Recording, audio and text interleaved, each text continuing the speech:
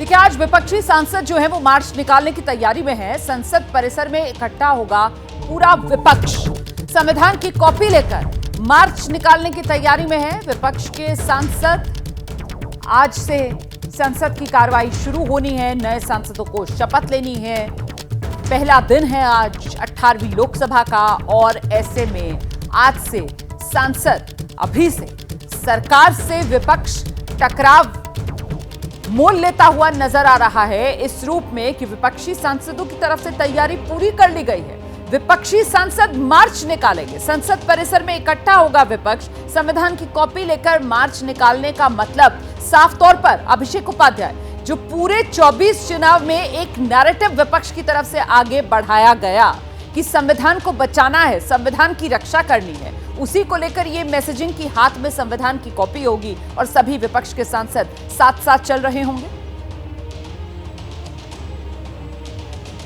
बिल्कुल रोमाना, देखिए संविधान का इशू गेम चेंजर रहा है और अभी मैं आपको बताऊं यूपी में जो बीजेपी की समीक्षा हो रही है उसमें जो चंद प्रमुख कारण गिनाए जा रहे हैं उसमें एक वजह यह भी आ रही है कि संविधान का मुद्दा ऐसा अंदर तक पहुंच गया कि जो हमारा जो वोट बैंक था एससी का, एसटी का, ओबीसी का, वो छिटक गया। तो इस गेंद को विपक्ष इसको छोड़ना बिल्कुल नहीं चाहेगा। और एक बात यहाँ अखिलेश यादव की जरूर करनी होगी रोमाना, समाजवादी पार्टी के राष्ट्रीय अध्यक्ष।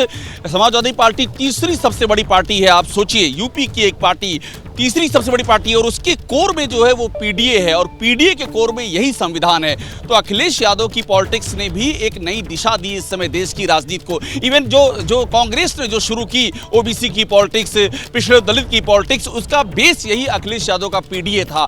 तो वो पीडीए इतनी बड़ी सफलता के रूप में सामने आया है तो वो उसको इस पार्लियामेंट में और पार्लियामेंट के बाहर भी अगले 5 सालों तक कल्टीवेट किया जाएगा और ये बीजेपी के लिए बहुत बड़ा चैलेंज होगा रोमाना। और आइए जरा सीधे अब आपको जैनेंद्र के पास लेकर चलते हैं। जैनेंद्र, इसके जरिए कहीं ना कहीं जो विपक्षी सांसद हैं वो अपनी एकजुटता का संदेश देते हुए, अपनी ताकत दिखाते हुए भी नजर आएंगे आज।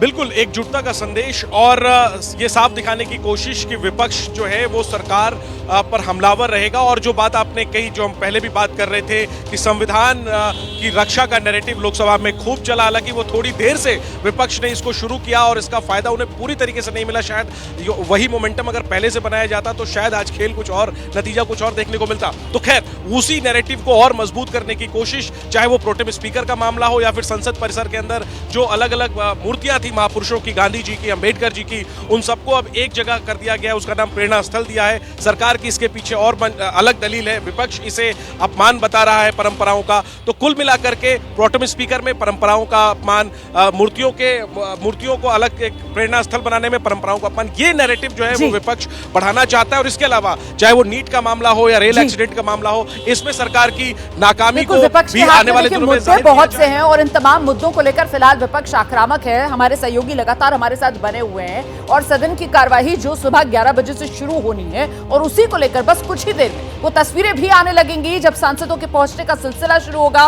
प्रधानमंत्री नरेंद्र मोदी मीडिया के सामने आएंगे, सत्र की शुरुआत से पहले अपनी बात रखेंगे, इस पर भी हमारी नजर है।